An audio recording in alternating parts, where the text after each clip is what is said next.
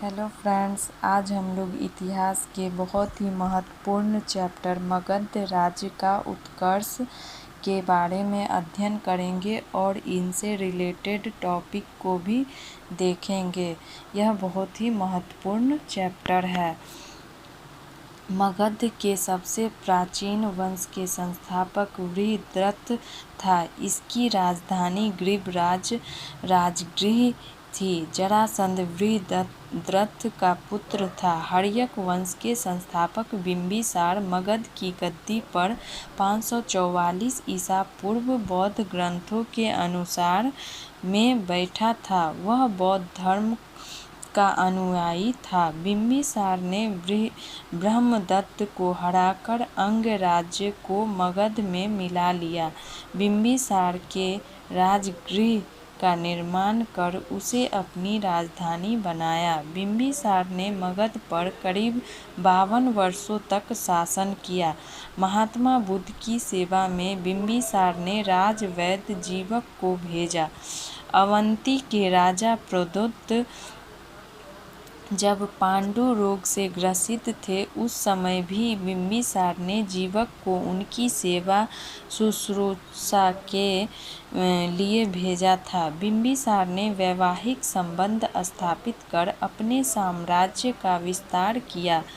इसमें कौशल नरेश प्रसेनजित की बहन महाकोशला से, वैशाली के चेटक की पुत्री चेलना से तथा मद्र देश आधुनिक पंजाब, आधुनिक समय में यह पंजाब है, की राजकुमारी क्षेमा से शादी की। बिंबिसार की हत्या उसके पुत्र अजातशत्रु ने कर दी और वह 493 ईसा पूर्व में मगध की राजगद्दी पर बैठा। अजातशत्रु का उपनाम कुनिक था। अजातशत्रु ने 32 वर्षों तक मगध पर शासन किया। अजातशत्रु प्रारंभ में जैन धर्म का अनुयायी था।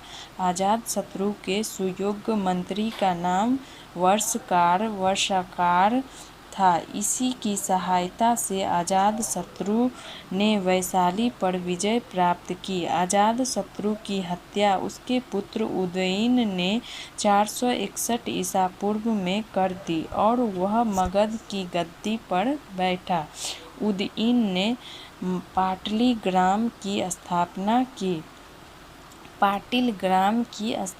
की। उदयीन भी जैन धर्म का अनुयायी था। हर्यक वंश का अंतिम राजा उदयीन का पुत्र नागदासक था। नागदासक को उसके अमात्य शिशुनाग ने 412 ईसा पूर्व में अपदस्थ करके मगध पर शिशुनाग वंश की स्थापना की। शिशुनाग ने अपनी राजधानी पाटलिपुत्र से हटाकर वैशाली में स्थापित की। शिशुनाग का उत्तराधिकारी कालाशोक पुनः राजधानी को पाटलिपुत्र ले गया। शिशुनाग वंश का अंतिम राजा नंदीवर्धन था। नंद वंश का संस्थापक महापद्म नंद था। नंद वंश का अंतिम शासक घनानंद था।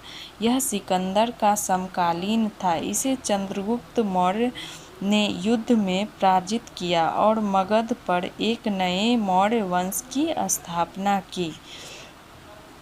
मौर्य वंश बहुत ही इम्पोर्टेंट चैप्टर है दोस्तों। इससे हर एग्ज़ाम में 1-2 क्वेश्चन ज़रूर पूछे जाते हैं, इसलिए हम इसका क्विक रिवीजन किए हैं।